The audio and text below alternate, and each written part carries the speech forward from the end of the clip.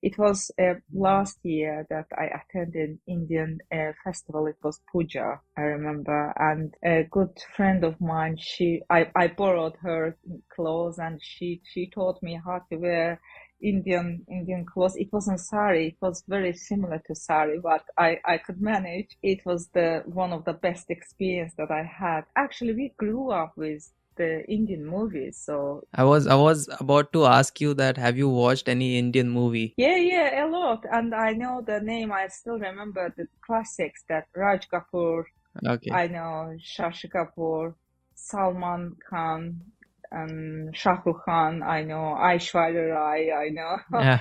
And she was my favorite actress. I'm talking with man, but it's sad reality. I have to say that. So it's men's world everywhere. Uh, it's um, especially in the business, in this business that I am doing, and I'm surrounded mostly, surrounded with men, mostly men doing this business, even here in UK, in London.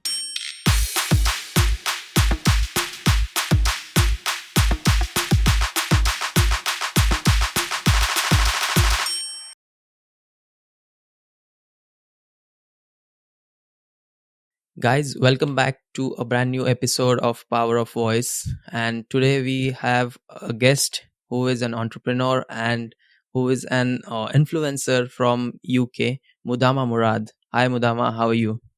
Hi, I'm good, thank you. Thank you for the invite to your podcast. And I want to say hello to your audience and to all India. It's my pleasure to be your guest in your program. Perfect. Thank you so much for being a guest on our podcast and looking It's my forward to your pleasure. entrepreneurial journey and your influencing journey. Yeah, I think it's interesting thing, especially for young generation, especially for the ladies, because there are lots of ladies right now doing entrepreneur and especially influencer job in the social media. Uh, my journey actually started even before social media when I was very young child. I loved to be in front of the camera taking photos. At that time, I remember when I was teenager, we had very small, tiny cameras, and my brother helped me to take pictures with different outfits, clothes, and even though when I was 11, 12 years old, I used to wear my mom's fancy clothes to look more glamorous, her high heels, and I went standing in front of the camera taking photos, then went to just it was small cameras with the films. And I loved it being there. And when I realized that, okay, there is this such kind of thing like Instagram, social media became very popular. I started as a fashion photographer because at that time, I'm talking about back in 2016, I worked as a fashion photographer, and I studied in fashion in London as a fashion photographer, and I took lots of photos, and it was especially fine art and fashion industry. I worked with lots of models, different brands, and one day one friend of mine said that why you're not taking your own photos, and you are so photogenic and you can open your own Instagram account and just upload your photos there. And it started from there as a hobby. I just kept taking my own photos like auto photography, and my friends helped because we were in the same industry working in the fashion, and we kept taking our photos. And then I realized that, oh, okay, it's very interesting for people because they're seeing different outfits, and I kept using different environment matching with the outfits.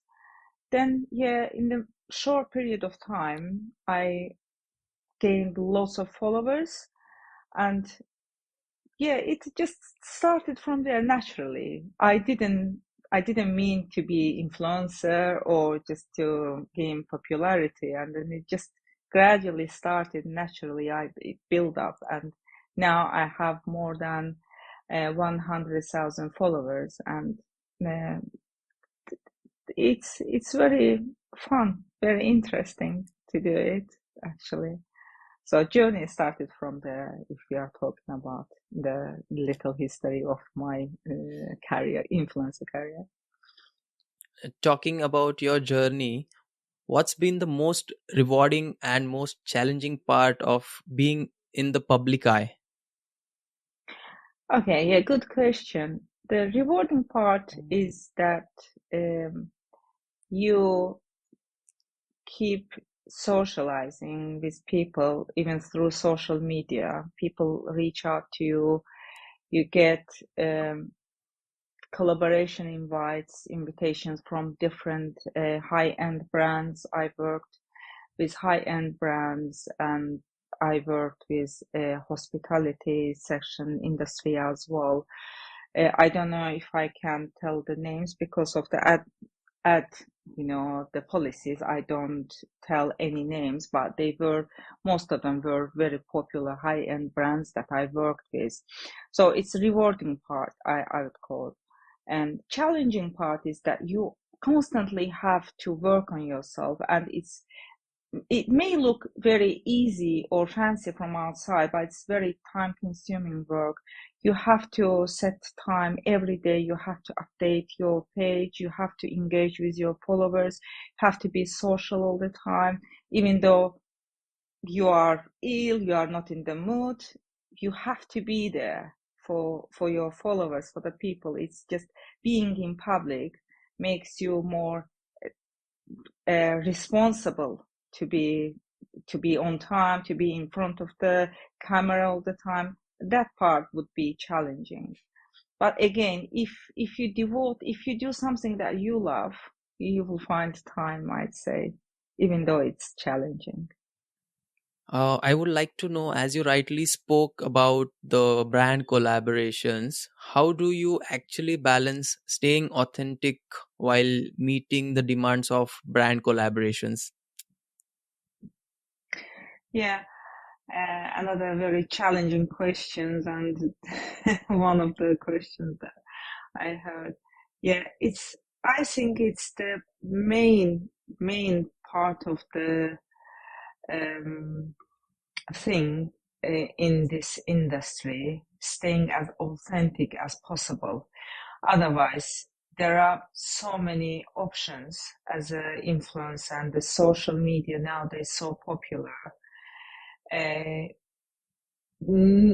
Nearly, I don't know, millions of people trying to be influencer, and if you go by trend, you will be just disappear around them, among them. So you have to stay authentic as possible. So my view to that is be yourself. Don't try just to follow the trends all the time, because if you check my posts, my page, I don't do just whatever other people do. I mean, other influencers. I never follow some influencer steps, because it will be just always copy, not original. If you want to stay as authentic, you have to be yourself. You have to put something from yourself. So that that's my view. So for the new generation who wants to join to this, let's say, community, I call it community, in social media community, they have to be themselves. They have to stay and bring something new from them, not just follow someone. Because let's say I created myself as a brand. I am Mudama. If someone comes and does something that I do, they will not be themselves. They will be copy of Mudama. You know what I mean? So being authentic is just, for me, not following all the trends, not following everything, not following only just fashion itself. Do follow something suits you, do something that you like to do, you enjoy it, then bring it to your followers, bring you to your audience, and show that, okay, I find it very helpful, I find it very interesting, and I share it with my audience. Whatever I don't think that it's good, whatever I don't think that it's useful, I wouldn't share it with my audience. And you have to be as honest as possible with your audience. Otherwise, one day they will believe you. Another day, if they try whatever you, let's say, whatever you bring to your audience and say it's good. Let's say we are talking about brand collaboration. I am advertising some product and saying that, okay, it's very good, it's best option for you, for my audience.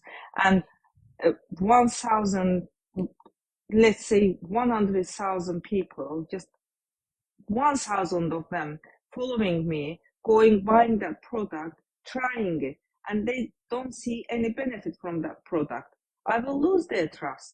And if I lose their trust, they will not come back again. And I will not lose only 1,000 people. That 1,000 people will go tell to their friends, relatives that, okay, that person is not authentic enough, that person is not original enough, so just let's unfollow and stop. They will lose their trust on me. So that's why I think that you have to be honest with your audience.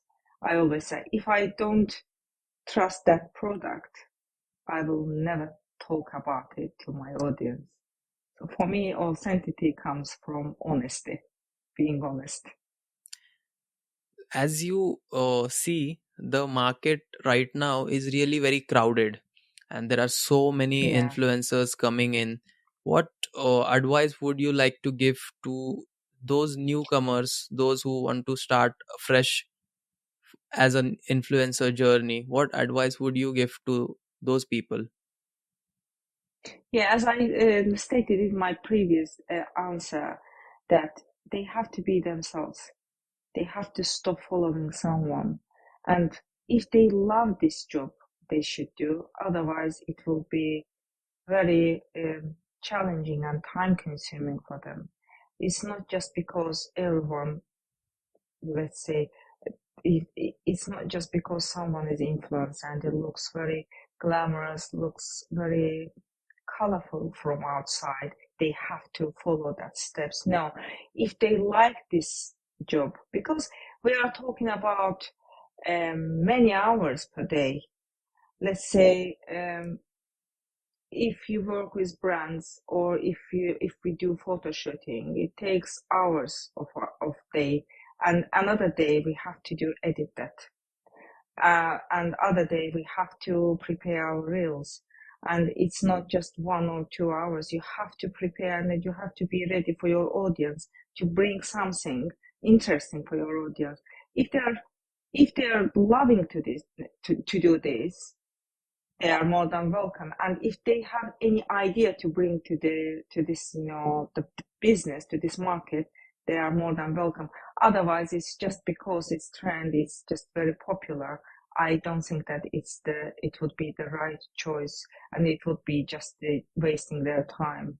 Instead of that, they could do something more beneficial in their life. Talking about influencing and jumping towards a topic that is a little different from influencing, that is you being into a entrepreneurial journey or being into a business. How did you transition into business? Yeah, and being entrepreneur is something new for me.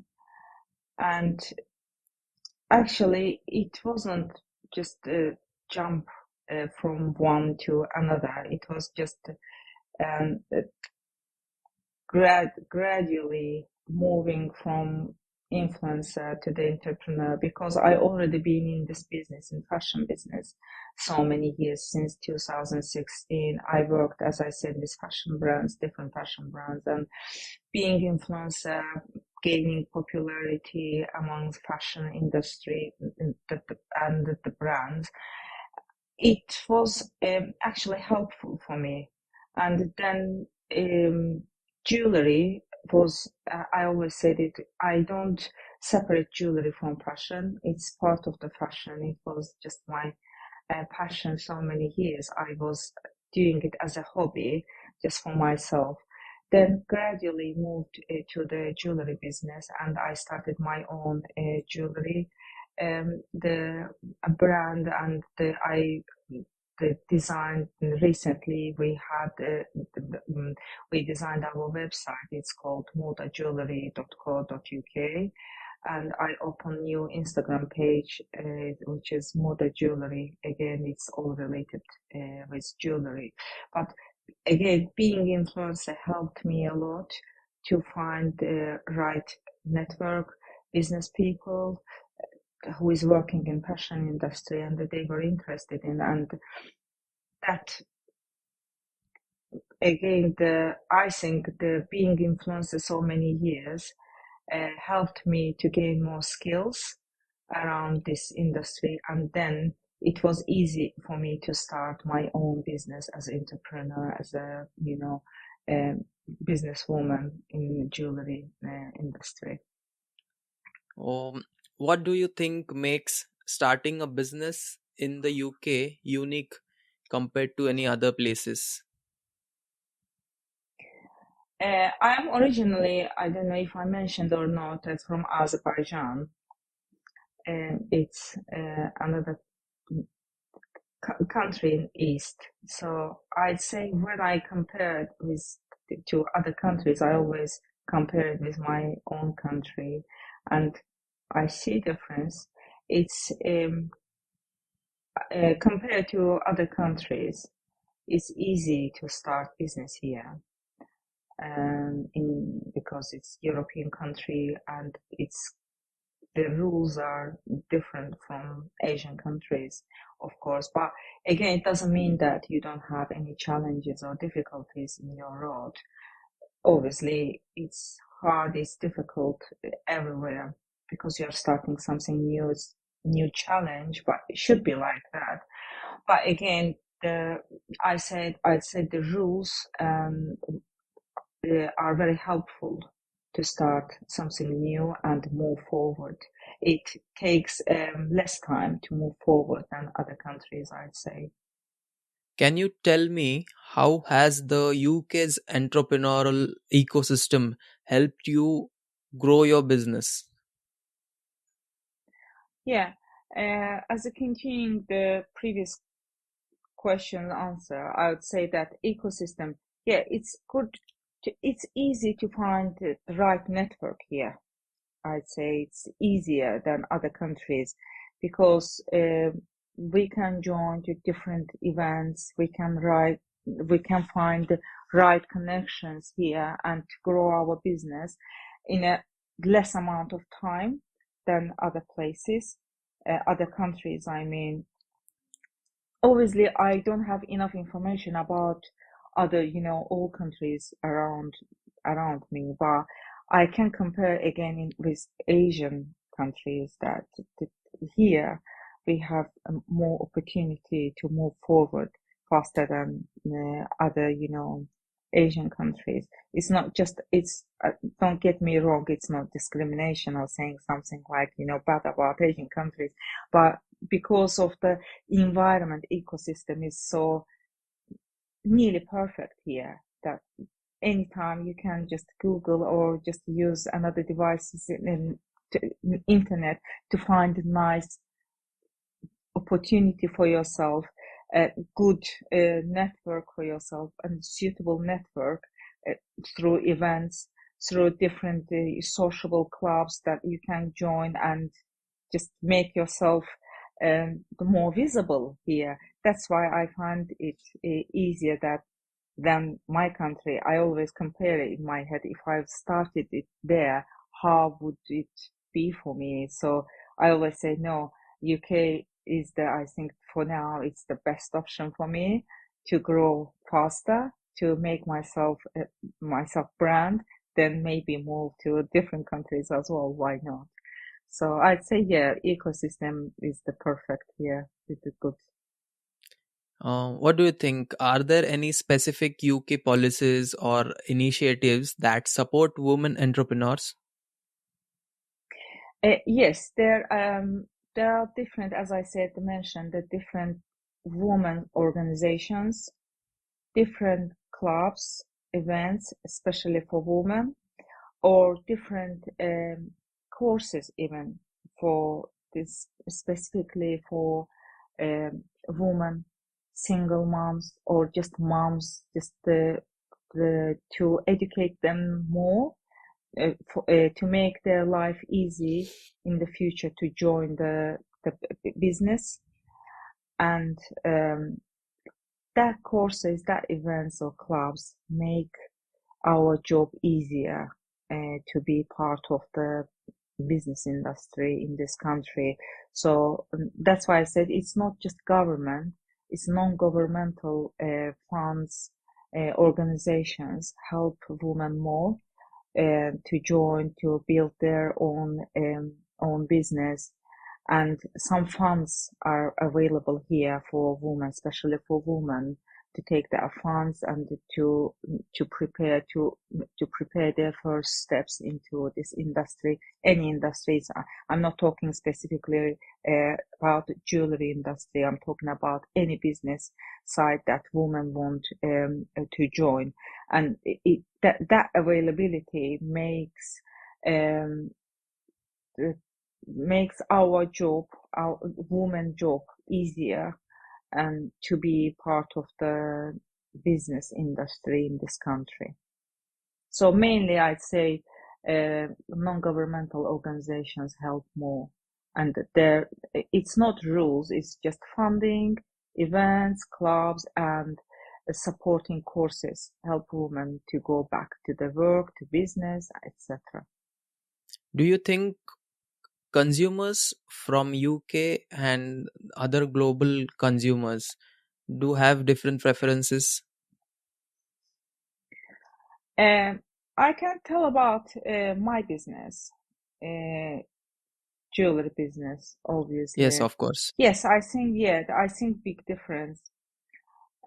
Consumers, because I'm doing retailer, I'm in the retail industry. I'm the retailer, so before buying and selling product, I have to check market. Obviously, we have to check market. We have to learn our potential customers, their taste, their difference from other countries.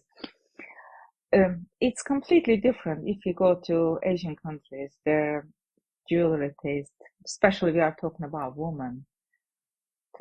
You will see, let's say, the gold heaven, Dubai. If you go to Dubai or even India stuff, because I have lots of Indian friends living in London. I know from them that the gold taste is completely different. Even, the shape of the jewelry and how they love to wear lots of golds, lots of bangles, let's say, mm, or necklaces or big, massive jewelry like, other Asian countries. But if we are talking about UK, it's completely different. We cannot sell those products in UK, even though if we bring them, we will not find enough to customer. We won't have enough customers for them. So that's why we always check our market before bringing or producing, manufacturing any product. So I'd say a big difference. Asian ladies, Asian women love very big, massive jewelry to wear even on a daily basis, but European women barely wear any, that kind of jewelry. So always, yeah, I'd say, yeah, there is a difference, and we have to check our market before. You talked about you have some Indian friends around you. Have you learned anything Yeah. regarding Indian culture? Yeah, actually, it was interesting that I have Indian friends, and it was last year that I attended Indian festival. It was Puja, I remember, and a good friend of mine, I borrowed her clothes, and she taught me how to wear Indian clothes. It wasn't sari, it was very similar to sari, but I could manage because sari I didn't know, and she said that sari is just big wrap, massive, just fabric. You have to wrap yourself in. Yeah, I couldn't do it, but I managed this nice Indian outfit, and I wore her jewelry, and it was the one of the best experience that I had. I love trying different, being in different cultural events, seeing, talking, socializing with different cultures. And Indian culture is so vibrant. It's so beautiful that, yeah, I love it. Even before Friends, when I was a young kid, I remember we used to watch lots of Indian movies. I was about to ask you that have you watched any Indian movie? Yeah, a lot. And I know the name. I still remember the classics that Raj Kapoor, Okay. I know Shashi Kapoor, Salman Khan, Shah Rukh Khan, I know Aishwarya Rai, I know. Yeah, And she was my favorite actress, and so far she is, and she's beautiful, gorgeous. Yeah, actually, we grew up with the Indian movies, so it was amazing fun to watch ours and to see how Indian dance, Indian culture. It's something very interesting and very, you know, fascinating actually. And I hope one day I will visit India. I haven't been there yet. you should definitely visit India. I'll just show you around. Yeah, hopefully one day, yeah. I'm happy. Would be pleasure to join you and see around, nice places in India. Of course, it's a treat to your eyes. Yeah. Yeah, thank you. Yeah, I think, yeah. Okay, so coming back to UK, what's your favorite part about living and working in the UK? Yeah, my favorite part is just you are um free, free here. When I say free, it's just not just physically, it's mentally. You are free. You can do whatever you want, like business. You can study whatever you want, or work in what industry or what field is interesting for you. You can talk about your feelings, about your ideology freely. So it's the best thing for me, and the freedom as a human being is the main thing for me. And without being free, I mean the free speech, free, you know, ideology, free talk. I think the human being cannot survive. So it's the main part um, of um, uh, being like, yourself. It's if you cannot express yourself freely, it's just, it's torture, for example, for me. And that's why it's most enjoyable part. And it's diverse. And UK, especially London, it's not just you are not in your own bubble. You see people, as I said, I have friends from India. If I lived in a different country, I don't know, I would have that opportunity to see so many people from different background.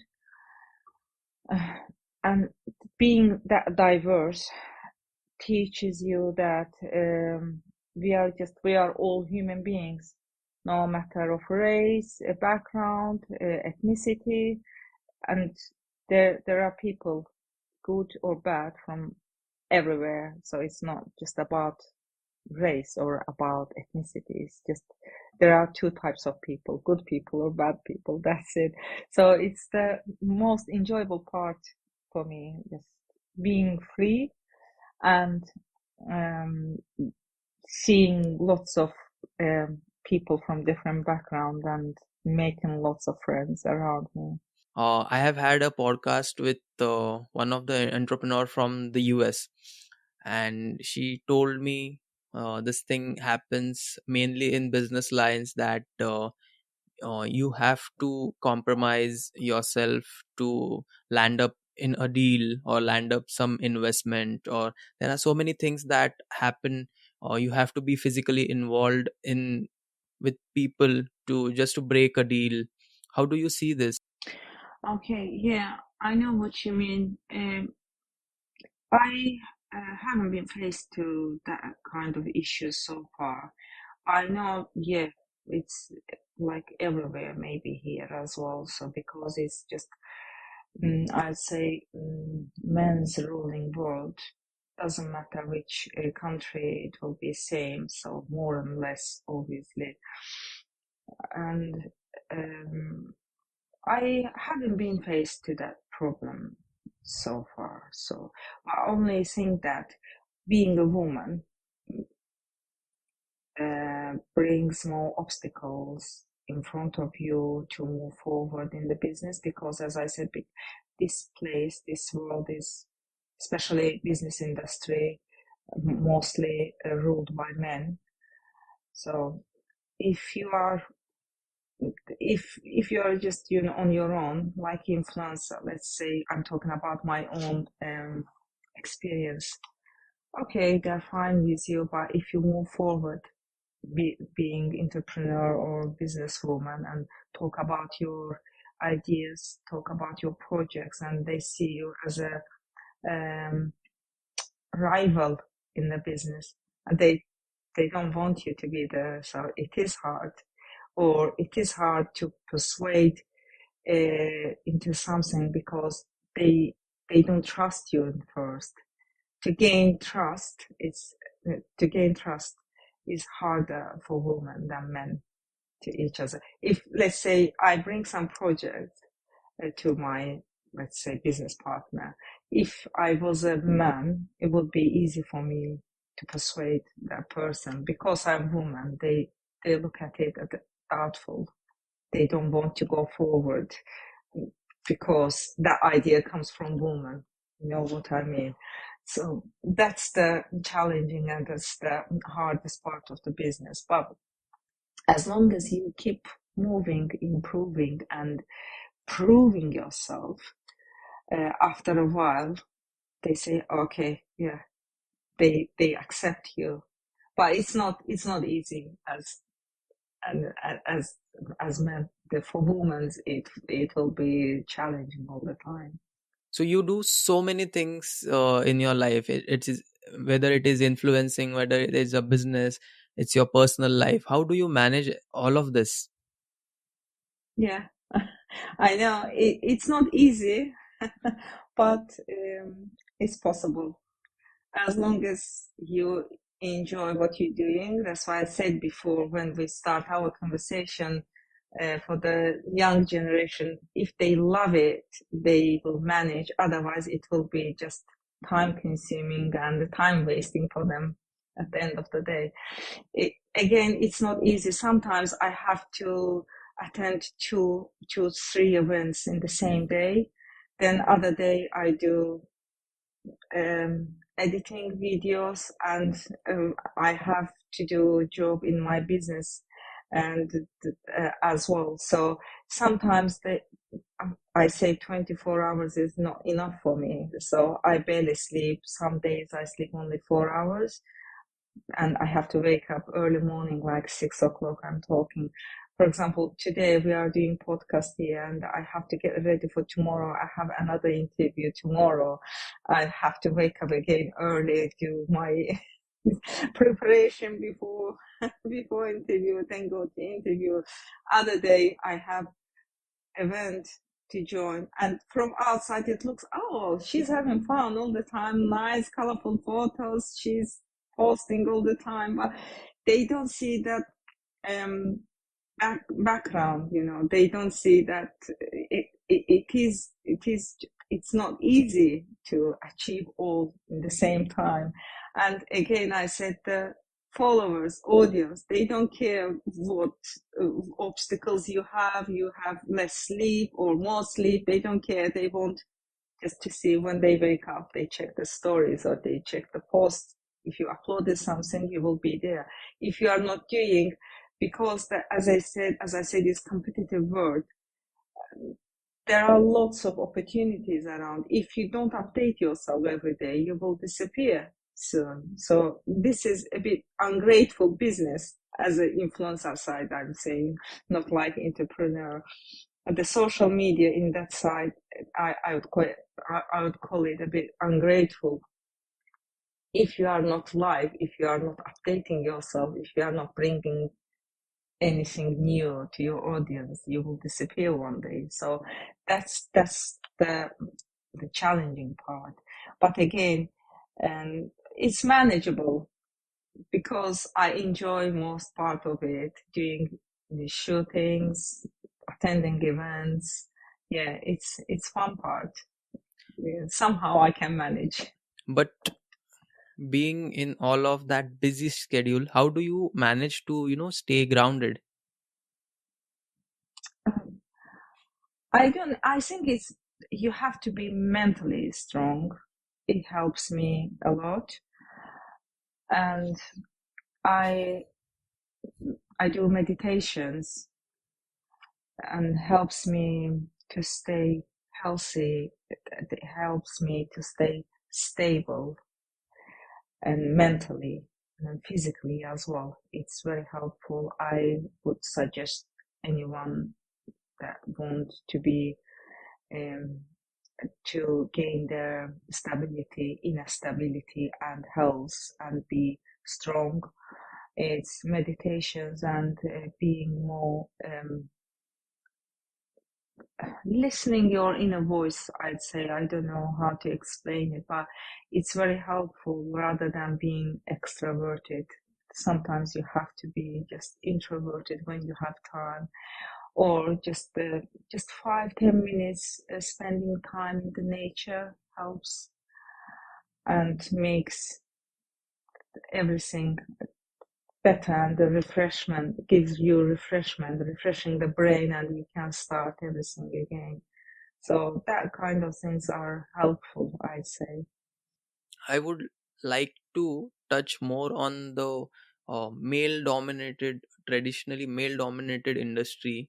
How do you manage competing Yeah, in that traditionally male dominated industry? yeah, you are saying it in a perfect way. Yeah, it's male dominated industry. It's everywhere like that. We talked a little bit, previously. Even though I'm talking with men, but it's sad reality. I have to say that. So it's men's world everywhere. Uh, it's especially in this business that I am doing, and I'm surrounded mostly, surrounded with men, mostly men doing this business, even here in UK, in London. Um, you have to gain trust first. Doesn't matter man or woman. You have to be honest. Whatever you do in the business is the most, even in the business. And the special thing I think in the business is to be honest, to gain trust. If you are not honest enough, you will lose all the trust around yourself. And and you have to, first of all, you have to believe in yourself first. Then bring your ideas to other people to believe them. If you don't believe yourself, no one will believe you. You have to start from yourself. That's why I said it's the, inner voice is very important. You have to believe yourself, and you have to uh, trust yourself 100% that you will do it. Then when you bring it on the table, you can persuade, doesn't matter male or female, especially men, you can persuade them that you are capable of doing this. So one day maybe they will not believe you because, as I said, they look suspicious. because that idea comes from women. There will be discrimination. Whoever says no, I don't believe, I don't trust them. It will be discrimination everywhere. Doesn't matter Asia, Europe, what country, it doesn't matter. It can be just less or more, little bit less. Let's say because it's UK, European country, you will see it less, or you will not see it obvious. They cannot just go and shout at your face that, okay, you are a woman, go back, go cook your food. They will not tell you like in Asian countries, let's say. But again, back on their mind, they say, okay, she is a woman. What is she talking? Maybe it will not work. She's bringing some idea, but it may not work. It happened to me personally when I started the project in the jewelry business. It was a bit different from the traditional way that they retail and sell. And when I brought that project, it took me days, hours, months to persuade that people in the business that they've been there nearly, maybe, I don't know, the years, 30 years or more working, to bring new idea, to persuade themselves that, okay, it may work, let's try in that way. And then they said, okay, you can try. And I did. I worked months. I worked day and night on that project. And when it was ready, when I brought it on the table, they said, oh, wow, actually, it is good. It is nice. Now, after bringing it, you just show yourself and they trust you after it. They said, okay, she was right. She can do it. If she can do it, okay, it means she's capable of it. So you have to prove yourself. It's not just a word. It doesn't need to stay only in words. You have to prove it with your action. And when they see your action, they see that you're stubborn, you are working on yourself, they will eventually believe you. Sooner or later, of course, it will take longer than men, but you will reach into your destination. You have to just work on yourself. Whatever happens, don't give up. So now I'm bringing in some fun part about this podcast. I would like to teach you a slang that is used in my city, Pune, and I would like you to teach me something what you use in London. Okay. Okay. So basically, how it goes is, so you are into a jewelry business, and someone Yeah. is wearing a very beautiful jewelry. So in order to give them a compliment, we can just say in our slang, that is you. I just want Yeah, you to, meaning beautiful.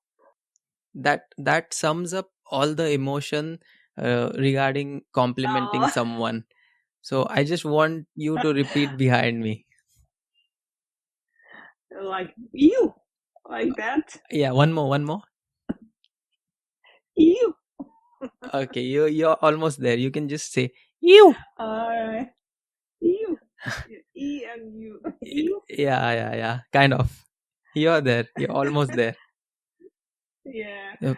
And here they say wow. Wow. If we compare wow, yeah, as a compliment, like you're looking good, brilliant, or as you said, it gathers all emotions in themselves. It says wow. Wow. Yeah, wow. It's a fun part, actually. You did a good Yeah. job. Yeah. It's good to learn some words or slangs, even because, as I said, I have friends from different background. And other day, I was together with my Brazilian friends. They speak Portuguese. Obviously, I don't speak Portuguese, even though I speak in different languages. I speak in 4 languages, but Portuguese is not in the list. Okay.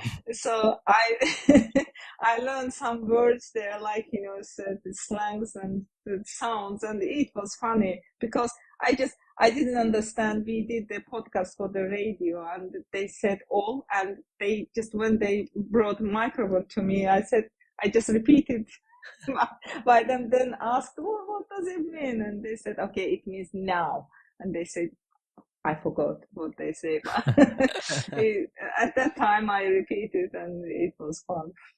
Yeah, that's why I'm saying it is the best part of living in UK and having friends from around the world and learning different cultures and But if being you part of it sometimes. anytime visit India, visit Pune, and you use this word, they will like make you your family, man. It's like they will. Oh, okay, just this you, that's it, Yeah, enough. yeah, yeah. But you should sound it in a right tone. That should be in a right tone. Oh, okay, I will practice before coming. Yeah, I know Indian people are very, very welcoming, very warm-hearted people, like people in my country. It's the best part of, I think Asia. They're completely different from Europe. They're more welcoming, warm-hearted, hospitable. you Yeah. you never know, you can practice this word and you can just expand your business to India. I mean, this one Yeah, word why will not? make you go. One world will be, something different in my business life. Yeah, it will make you millions. Yeah, yeah. I believe in you. I believe why not one day? Yes, yeah, would be good. Expand it. For sure, for sure. Now, coming towards the end of the podcast, I would like to ask if you would like to give any of the young generation or young women who are pursuing their career both in influencing and business, you would give them any advice. Yeah, as I said before, gathering all the talks that we did, the main thing I would say to the young, doesn't matter, the age doesn't matter. They can start anytime, young or old. Age is not a problem here. The main thing, they have to trust themselves. They have to believe in themselves, and they are strong. All women are strong. We can do it. We can change our life if we want. No one will come and do it for us. We have to understand it first. And when you understand it, that you are the capable of everything, you are strong, you are powerful, you can do it. Just trust in yourself and find something that makes you happy. You have to find that job that you enjoy, even for hours, for days. If you do it, if you enjoy it, you will succeed. If you don't enjoy it, it will be just waste of your time. You have to find your passion and just follow it. And one day, trust me, you will be wherever you want it to be. Just the main thing, follow your passion, trust yourself, build yourself, invest in yourself, study, do courses, even practice at home, doesn't matter. It doesn't need to be, something special as a starter. If you love cooking, cook at home. One day you will turn it into business. If you love sewing, I don't know, just doing something, there are lots of women just sitting home. They say, okay, we don't have that opportunity to go and find something in the industry. You don't need. You don't have to go outside or find, some factories or some, I don't know, office job, something to do for your business. You can start from home. You can just do like small cooking, and one day you will turn it into business as long as you enjoy it. Just find your passion, then put all your energy into that passion. And after, I don't know, one day, 1 month, even 1 year, don't give up. Just move forward. One day you will see that you created something new. You built an empire that even without understanding it. And enjoy the process. Don't just concentrate on the last destination. We are in our journey. Every path, every step is enjoyable. just enjoy and trust the process. One day you will see that, oh, okay, you are completely different from, from, let's say, 1 year ago you were a completely different person and you just improved so much. When you turn back to yourself, you see, wow, I've done something better, something good. I built myself. And another thing, don't compare yourself to anyone else. Just compare yourself with yourself. I always say me versus me. I never compare myself to other people, because everyone has different journey, everyone has different struggles in their life, and our mission is completely different in this world. So just compare yourself with yourself and invest in yourself. It's the best thing in life. And good luck, everyone. Good luck to not only women, everyone in the world, if they want to start something new, something beneficial, to influence other people in a good way. So being influencer is not just, creating contents and bringing videos to the social media. Being influencer means that you have to influence people in a good way, be beneficial. And it's, I think, best thing in this life. That was an insightful episode. I think people are going to Oh, really thank you. people are really going to enjoy it and take as much knowledge from this episode. Oh, thank you very much. Thanks that opportunity and giving to me that I talked about my life, my business. It was my pleasure. I didn't know when the time passed and we ended our interview. We really enjoyed shooting with you, Mudama, and thank you so much for being on Power of Voice as a guest and giving your insights, and lots of love from India to you. Thank you very much. It was my pleasure. Same to you. I good luck to you in your business. You are doing amazing job. I watched your other videos, interviews. They're very interesting, amazing. You're doing the very, very good job, and it's very beneficial for your audience as well. Good luck. And one day maybe we'll meet up in India, or you can visit UK. I can show you around London. Would be Yeah, my pleasure that will be to host you fantastic. here. Fantastic. You do Yeah. visit India, and I can make you have some delicious food in India, tasty foods. Oh, Indian curry. Yeah, yeah, Maybe I of will course, try. Yeah, one day. Yeah, yeah, definitely. It's in my bucket list to visit India. of course, for sure. Thank you so much once again for being on Power of Thank Voice. you. Thank you. Thank you very much. Have a nice day. Have a nice day. Thank you so much.